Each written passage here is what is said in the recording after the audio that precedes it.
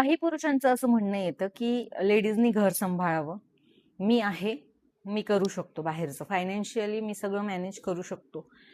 फक्त financially manage करायला स्त्रीला घराच्या बाहेर पडायचं नसतं. तिला स्वतःला इंडिपेंडंट व्हायचं असतं.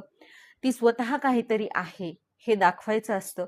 प्लस तिच्या घरच्यांनी तिला एवढं छान शिकवलेलं असतं, सगळं केलेलं असतं. सो तिला घराच्या बाहेर पडून तिचं अस्तित्व सिद्ध करायचं असतं.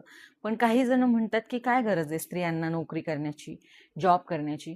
पण हेच लोक जेव्हा कधी काही खटपटी होतात, कुरबुरी होतात, त्यावेळेस असं बोलून दाखवतात त्यांच्या बायकोला म्हणा की किंवा घरातल्या लेडीजला म्हणा की माझ्यामुळं घर चालतंय, मी कमवतो म्हणून सगळं होतंय.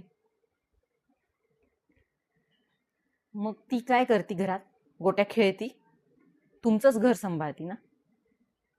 कसं असं बोलू शकता ना?